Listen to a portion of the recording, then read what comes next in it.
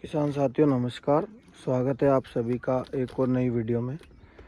किसान भाइयों, जैसा कि आप स्क्रीन पर देख पा रहे हैं, हम खाद का जो है मिश्रण कर रहे हैं। ये हमारा जो खेत है, अब हम चने की बुआई स्टार्ट करेंगे तो हम जो है खाद को पहले बो रहे हैं। खाद की बुआई जो है वो अलग से कर रहे हैं, चने के साथ मिक्स करके नहीं कर रहे हैं। इसका बहुत ही अच्छा फ़ायदा है।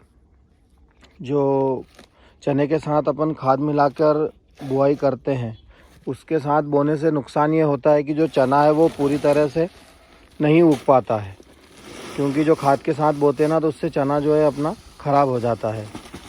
और बेसल डोज के रूप में हम खाद का जो मिश्रण है वो पहले ही हम डाल रहे हैं। जो चने में डीएपी, पोटास, सल्फ़र और सागरिका सब मिला के डाल रहे हैं। DAP 1 bag, potash 1 bag, sulphur 8 kilo और सागरिका 8 से 10 किलो एकड़ के हिसाब से हम खेत में खाद की जो बुआई है वो कर रहे हैं। कुछ किसान भाइयों के कमेंट्स भी आते हैं और पर्सनली भी कुछ किसान भाई मिले थे जिन्होंने बताया था कि हम जो चने के साथ खाद मिला के बो रहे हैं, उससे जो हमारा चना है वो नहीं उग पा रहा है, चना सड़ रहा है। तो उसका जो नुकसान है वो मिल रहा है, किसान का नुकसान हो रहा है। भाई, खाद का भी वेस्टेज और अपने फसल का भी वेस्टेज हो रहा है, बीज का नुकसान होता है। तो इससे अच्छा आप ये कर सकते हैं कि खाद की बुआई अलग से करें और चने की बुआई अलग से करें।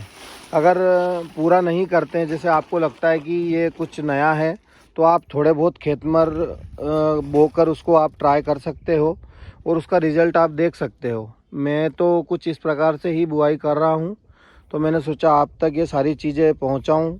हो सकता हो कि ये मेरी बात कुछ किसान भाइयों के और सभी किसान भाइयों के काम आएगी। सारे किसान भाई सपोर्ट करते हैं और अच्छा भी लगता है, सब किसान भाई सपोर्ट करते हैं। तो आप कुछ इस प्रकार से खाद की बुआई करें, उसके बाद चने की बुआई करें। मैं जो है कुछ इस प्रकार कर रहा था, तो मैंने सोचा कि आप सभी तक वीडियो शेयर करूं।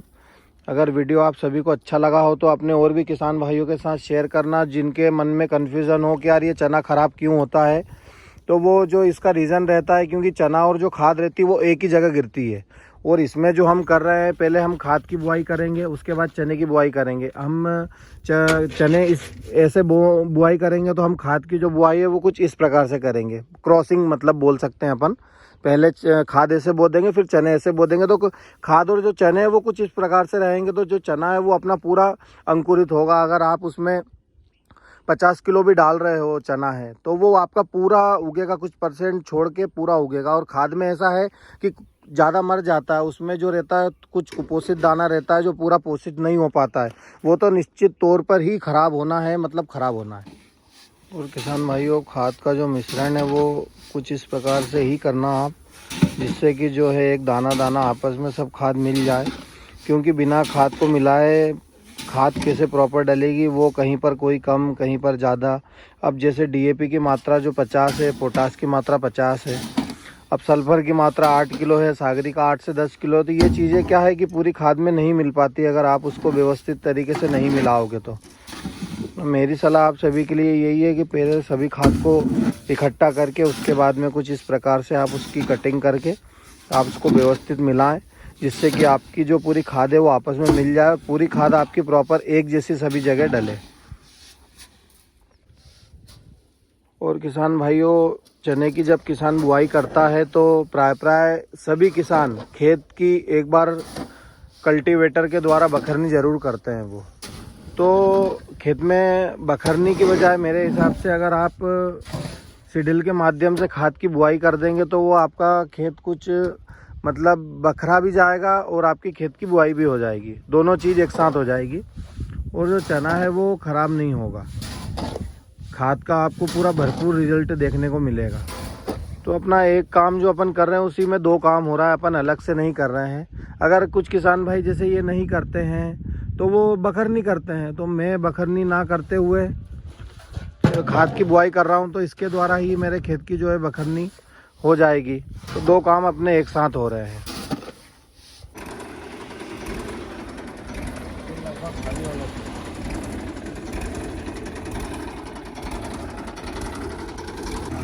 किसान मित्रों, ये हमने खाद बुआई के बाद में चने का काम हमने लगा दिया है, जो कि आप देखेंगे 8 चांस चल रहे हैं। 14 इंच की दूरी पर हम चने की जो बुआई है वो कर रहे हैं।